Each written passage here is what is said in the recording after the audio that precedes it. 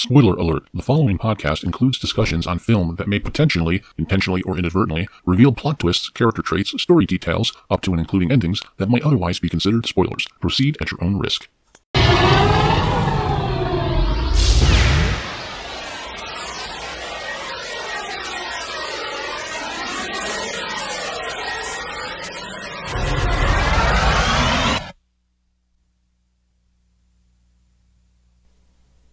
You're listening to Moviesucktastic.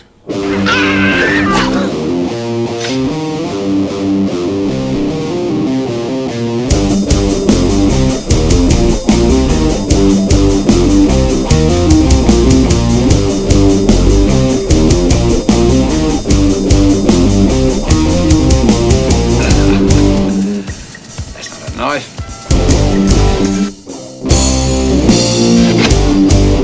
That's a knife.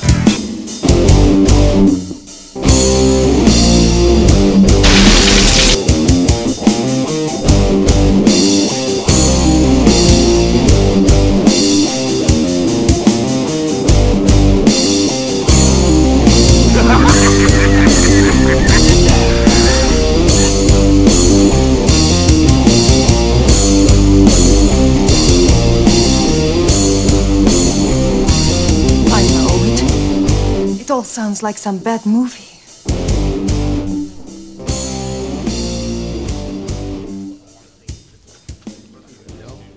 Now, speaking of killing wives, Yeah, I have nothing for that, but we have to segue into Crocodile Dundee, somehow. which was my movie challenge to you because you gave me the shrimp on the Barbie, and even though I could have gone with the female co-star, who was also in Piranha 2, I could have gone with that, but I had to stick with Australia, and I wanted to do something a bit more mainstream. Okay. So I chose Crocodile Dundee 1 and 2, another double header. All right. So, would you like to introduce Crocodile Dundee? Son of a bitch. Now, why? What? You're not ready for that? No. I'm ready. It just Now, I just fucked up our video. God damn it! I know. This Whatever. introduction to Crocodile Dundee is not needed if you are a child of the 80s. If you were born, I would say, after 1980, you have no idea. You might have no idea what Crocodile Dundee is, because Crocodile Dundee was so popular and famous for such a brief amount of time. Yeah, if you were born in the 80s, But you're probably right. Elf had a longer lifespan. Yeah. Really? When I saw this, I was 10 years old. When you saw it, I think you were a little 12. I was older than you. 12, yeah. Yeah. So, but you're right. This is one of those films that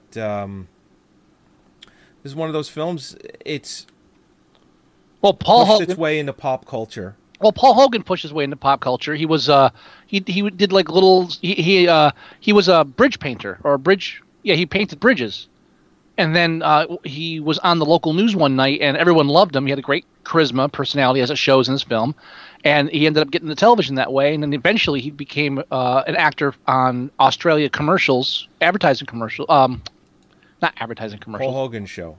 No, He had the Paul Hogan show from 1973 to right. 1984, just when he hit it big with Crocodile Dundee. Well, at the same time, he was doing the tourism commercials for Australia, and that's how he came to America through American commercials for tourism in Australia with the whole shrimp on the Barbie thing, and then he was doing the Foster's commercials, which started making their way to America and other countries too, with and the whole concept of the rough Australians and mixing him in with high society. Right. So America immediately fell for him, just as they did Jim Varney. It's true. Well, look, exact same thing. Jim Varney was doing Brick Church commercials? Brick Church, he did I think 7-Up for a while.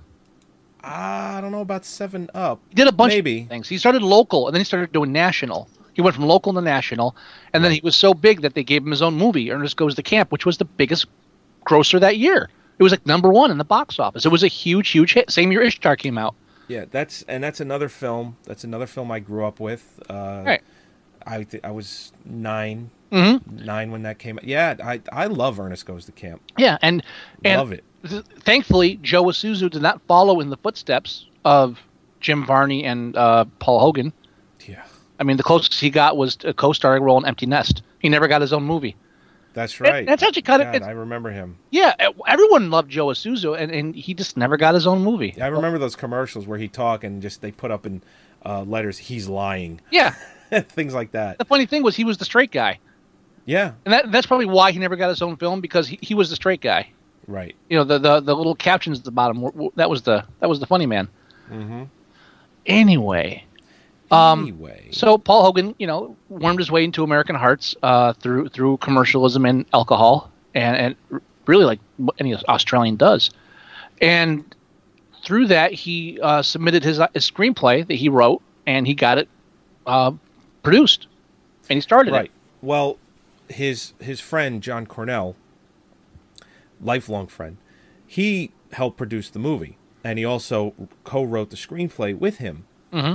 And in doing so, they were able to get this movie made. Gigantic success. Came out the same year as Top Gun. Those were the two highest-grossing films, I believe, of 1986. Yes, one was Top Gun. Crocodile Dundee was a close second, both over $300 million. But yeah, worldwide though. In America, I think it was a little less. I finally have numbers for once. Let me roll. Fine. Let me roll. I think in America, Crocodile Dundee did like 160. Fine. Top Gun did 180, I believe. Fine. Look it up. And I tell don't me have if to. I'm wrong. I'm sticking with my numbers. Yeah, okay, your numbers. Anyway, John Cornell was also in the Paul Hogan show. With Paul Hogan, he played his roommate, Strope, which I actually, tonight's pre-show, had 2 bits from that show, plus there was a whole 15-minute current affair interview for Paul Hogan's supposed tax evasion that is been in legal battles for a while, costing millions for both sides. John Cornell, also huge tax evasion lawsuit against him, which I believe is why they went in looking at Paul Hogan, because they're business partners. Right. And they've been business partners for a long time, all the way back to the Paul Hogan show, going into writing the screenplay for Crocodile Dundee, John Cornell actually directing Crocodile Dundee 2, writing Almost an Angel. So, you know, they've been buds. They've been buds for a long time. And there was a movie career that really burned out quickly, too. It had Crocodile Dundee 2, Almost an Angel, and what was the other one? There was one other one. You probably have that up in front of you, right? I can't. Well, yeah, I have it in front of me. He did one other film. What was it? I'll let you know right now. Well, he did Crocodile Dundee 2, Lightning Jack. Lightning Jack, that's right. And I totally forgot about Lightning Jack until I looked up Paul Hogan. I was like, oh, I remember seeing Lightning Jack. And that has a young, pre-Oscar Cuba Gooding Jr. Yes, it does. as the mute sidekick. and Cuba, once again, awesome comic timing. He's Not your movie challenge, by the way. Oh no, because I kind of liked Lightning Jack. It was kind of, you know what? Lightning Jack was what you expected. It was Paul Hogan. It was Cuba Gooding doing the comedy thing, which he's really good at. I think he has great. He's a physical actor. Oh, He has good physical timing, and I thought that I have to go back and watch it, but I enjoyed it back then. I did too. I would probably give it more credence. I'd probably give it more stars than Almost an Angel. I didn't like Almost an Angel at all. All right, so let's give the listening audience and watching audience. I have the movie going on in the background while we're talking too. Oh, good. Let's basically give the Synopsis. the plot. Well, can I? Let me give Much like a Shrimp on the Barbie, it's a fish out of water story. She, Sue, who is a New York reporter, goes to Australia because she hears about this grand tale about Mick J. Crocodile Dundee getting his leg bitten off by a crocodile and living to tell the tale. Now, of course, the reporter is played by Linda Kozlowski, his now wife. Right, which I Right. believe he left his first wife for. Well, and if you catch that shot of her ass in Crocodile Dundee 1, you probably know why. Yeah. Yeah. Which We'll they leave don't it at bother that. show. They don't show her ass in part 2, so I don't know what happened between 1 and 2. She looked good in part 2. She, To me, but anyway. they didn't show her ass. Yeah, they were probably. That was like a thong ass. That wasn't. Yes, even it just like, was. that I was think a- the second I one was. forgot about that shot, and I'm watching Yeah. it now. I was like, oh, I saw that when I was 12. That's a And thong. I really ass. enjoyed that. So did no, Paul. I think the second one was a little bit more violent, so they probably. We'll talk about that in a second, sir. I don't think so. Actually, I'm glad you brought up violence because that's gonna be a major point I want to bring up after we get through the basics of the film. I don't want to sidetrack. I don't think it You. was that much more violent. No. The I first don't. film did. Hold on. I don't want to sidetrack on the violent part yet. Fine. All right. But you're talking about the film. So she meets Crocodile Dundee in Australia. There's a whole bit on him. Right. And- She's doing a whole bit on him, and then she wants. And there's this. You know what's funny? Romantic tension. There's this romantic tension. The first and second film, briefly, without talking about the second film, they do this flip flop thing, where the first film, First half Takes- of the movie's in Australia. and then the second half is in New York, Mm-hmm. and then the second film is the exact opposite. Genius screenwriting. That's. I mean, nuance. I mean, it's literally the exact opposite. there's a nuance to it that you just Yeah. can't put your finger on. Uh-huh. And so there's a romantic tension, and she decides, hey, let me bring this guy back to New York, and I can prolong my story even further, which is probably the subterfuge for the fact that she likes him and wants to hang out with him more. Right. And, And she knows the fish out of water story will do well. So. and it does well as a film because that's all the second half of the movie is. The first half actually has like character, charm, sure. and there's a character arc, and these two people getting to know each other. You see all these beautiful locales. Once we hit New York, it comes down to and the whole cliche of New York is this movie. Both films are completely full of cliches. Absolutely. Films are cliches, but the second half of the film just descends into okay, what kind of weird environment can we put the crocodile guy now so he can act differently? And you get into these humor scenes where it's basically look, he calls it one thing, we call it something else, and people are confused. or oh, he's so naive because he's not used to the complications of city life. So he doesn't know what a transvestite is because none of the guys in Australia, when they're out there alone, slip on something dainty. Yeah. And they don't have street crime in Australia because there's no streets. Good point. They have no idea what homosexuals are over there. They never heard of that. Well, there's a scene where in the bar. Right. Where, That's what I'm alluding to. Yeah, there's a scene in the bar where one character he puts a beer on his head, and they punch him in the stomach. And if he drops beer, I think he has to buy whoever does it around. They put money down as a bet. They put money down as a bet. So what Crocodile Dundee does is he, instead of punches him, he gives him a kiss, and he throws the beer back, and he's like so mad that somebody would do that. It's like swinging at everybody. I don't know if they stole it because I'm not sure which film came out first, but they did the exact same thing in Moving Violations. But it was arm wrestling. I think And Movie Violations was first. There you go. They stole it from that. Yeah, that was Bill Murray's brother, right? Yes, the cute one. The cute one. Doing his best Bill Murray impersonation. But doing by it the way. so well, too. No, I Give like him that. Moving Violations. No, I like Moving Violations. I really did. But there's that scene where they're, what are they, in the anti-gravity room where he's going, Yeah. he's just like moving around. It's like, okay, you're doing your brother right he's now. so doing Bill Murray. You're doing Bill. He's doing the smirk and everything. So I don't know, officer. It's like, wow. Wow, like when the cop pulls him over and he shows him his license and it's Yeah. Indiana Jones and he's just like that in the camera. It's like, "Rrr." He's doing it so much that You don't see it? you don't hate him because he's doing Bill Murray so much. You're like, okay, all right. This is your one shot. And I think other than his bit part in Scrooged, that was pretty much it for his career.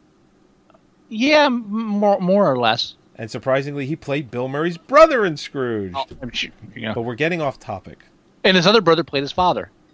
His other brother played his father. So that's a whole weird thing going there. Yep. Anyway, yeah. So and when they come back, of course, she has a fiance, or soon to be fiance. Yeah, big yuppie douche. And he's a douche, and it's all the rich people that are mocking him, and he's so down to earth. It's to be expected. It's your normal, typical. There's nothing out of the ordinary about the plot. Now, I'll admit, it's fun. You know, it's that famous "That's not a knife, that's a knife" scene. That's a knife. Right. I can't do accents. That's not a knife. That's a knife. Much better than I could. Thank you. And you know, and he's such a charming guy. You can see why, like, after one interview on television, suddenly he had his own show. I would love to have beers with Paul Hogan. I really would. He's a really charismatic individual, and despite the shortcomings of the second half of the film, where everything falls apart and they're literally just slapping him into whatever scene they can think of. Oh, now the prostitutes. Oh, hi, you know, how are you doing? We don't have hookers in Australia. You know, it's not from around here. We might have to give you one for free. One what? And it's like you don't even care because he's just so charming. And it's really the only thing that saves the film. You know what I realized? What? I never played the movie trailer. You son of a bitch. Son of a bitch. You want to play it now? You know, hold off. You can play both of them between 1 and 2. What do you mean between 1 and 2? We're going to talk about part 2, right? Yeah. Before we talk about part 2, you can play. All right, I'll tell you what. You're right. That's a good idea. Once we start talking about part 2. I don't have a trailer for part 2. I didn't know if we were going to review it or not. Well, that makes perfect sense then. Now, one thing I have to bring up. The music. Yeah. I like it. Now, all right. Now, that opening ending kind of that weird Australian American kind of song. That's great.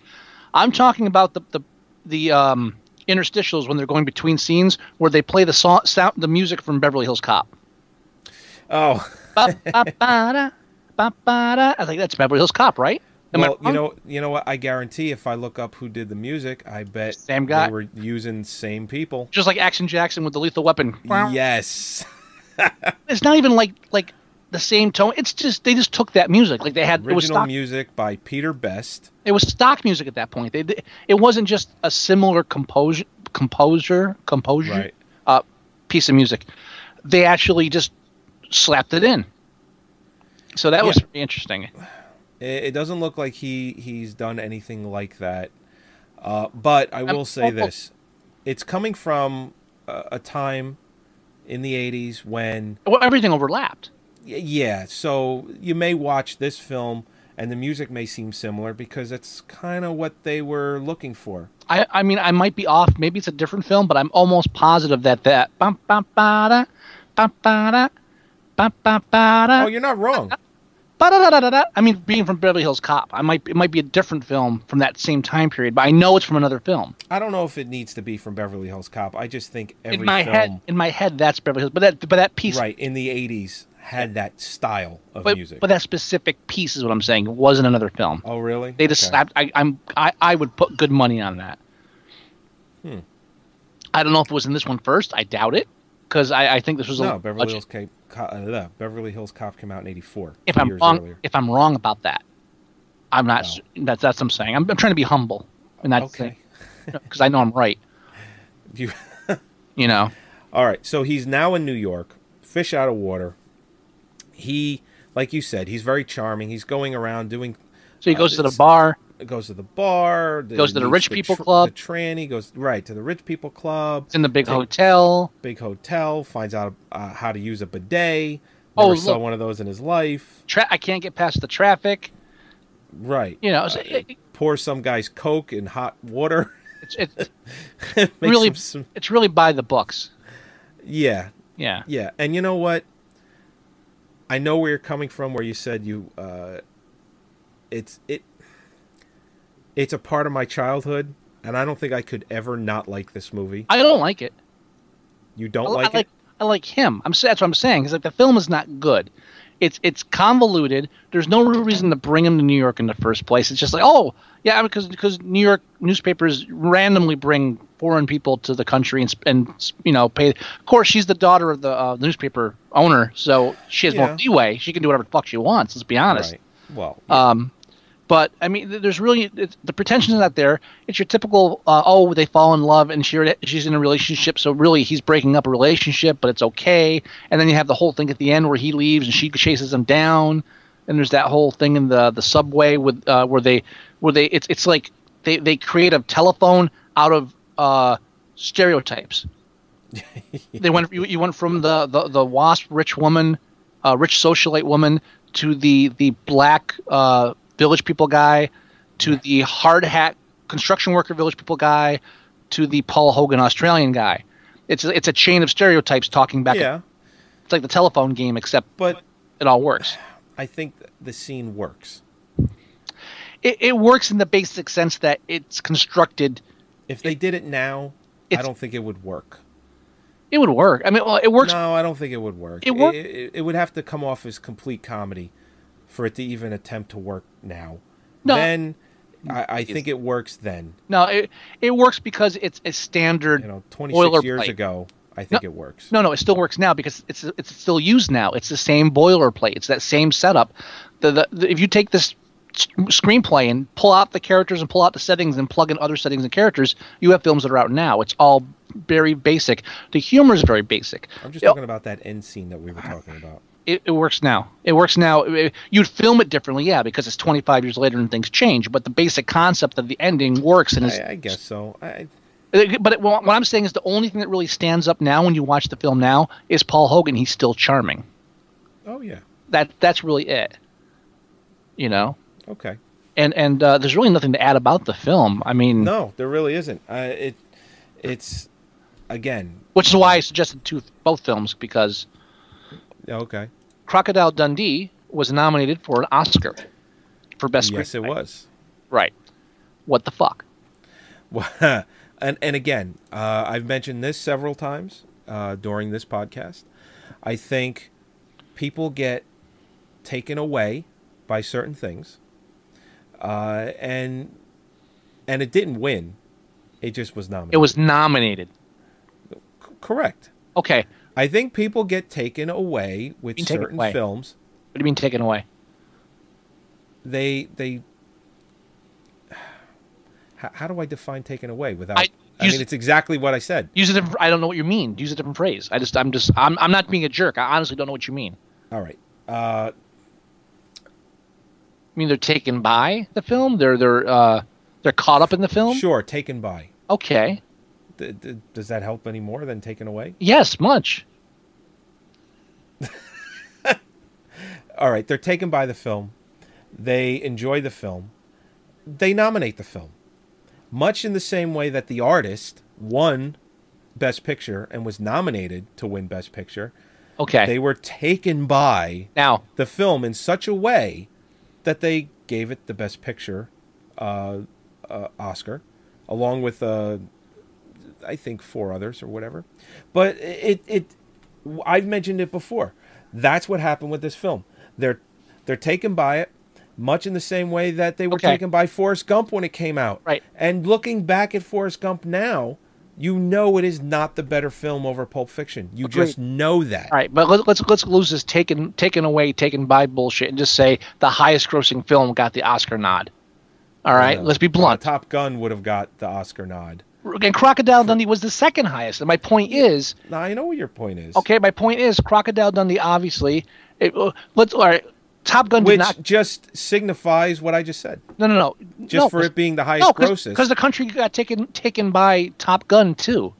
Top Gun took away a lot of people. And they felt that Crocodile Dundee was a better screenplay. Right, and that's bullshit. Now no, seriously. Are you sure Top Gun wasn't nominated as well? Yeah, I believe me. I'm talking to you. What are the other 4 nominees, by the way? If you have them. You want for original screenplay? No, just the category that it was in. That's original screenplay. Then yes. Well, start with me, sir. Hannah and Her Sisters. Why would you ask me if you already knew the answer? One answer. I asked what you wanted because I can give you all 10. I asked you what the other 4 nominees were. You said other nominees. You didn't say 4. You said other nominees. I said the other 4. You didn't say God damn it. Are you going to let me finish? I said the other 4. You going to let me finish or not? Go ahead. Hannah and Her Sisters. Yeah. My Beautiful Laundrette. Hannah and Her Sisters won, right? Yes. Okay, go ahead. Platoon. And Salvador. Right. Now, just to give you... Was that with Raul Julia?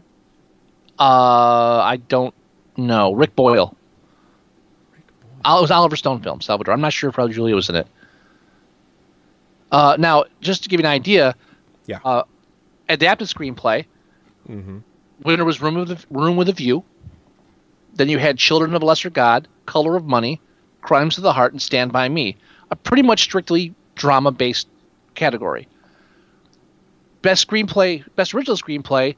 It's all drama. It's all serious films, except for Hannah and Her Sisters and Crocodile Dundee. So that's where you get your comedies in there. And comedies don't usually get. They don't usually. Comedies do get screenplay nominations more than they do in other areas. You don't see best screenplay. I mean, you don't see best film comedies usually. Okay. All right. Now here's my point. Here's what I want to say. Let's assume that for some reason Crocodile Dundee was thought to be a more structured, plausible screenplay than Top Gun. I'm not going to argue that. Maybe it is. I'm not sure how artistic Top Gun is besides just being again, propaganda for the Air Force. But yeah, I want to bring up two other films, comedies that came out the same year, and you tell me that Crocodile Dundee was better scripted.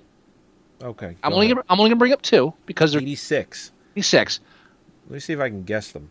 Go ahead. Go ahead. And these are both comedies? Yes, I'm gonna give you two comedies. We're just gonna compare apples to apples here. Two comedies in 86. That I think are better written screen-wise than Crocodile Dundee.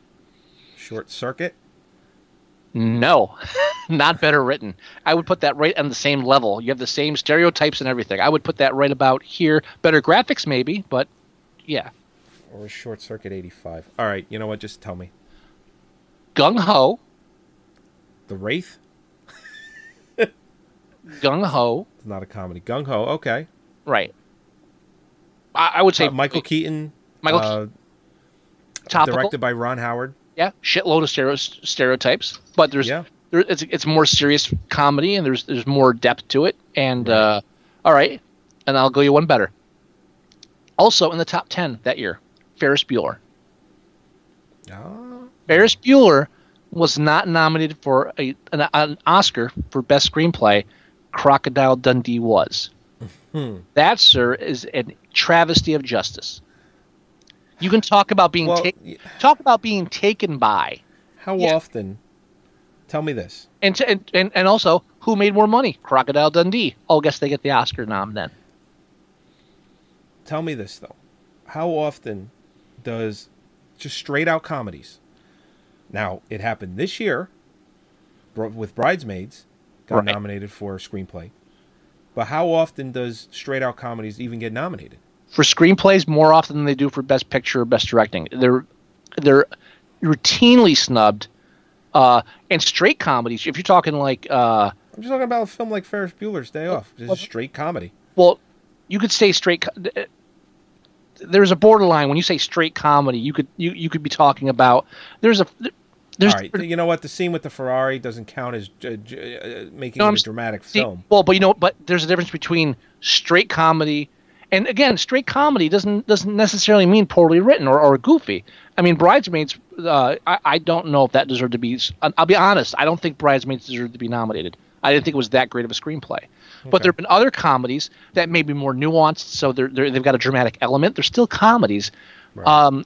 Comedies do get nominated for best screenplay. A lot of times they're your more art house comedies, like Little Miss Sunshine, that kind of stuff. But they are nominated more often so.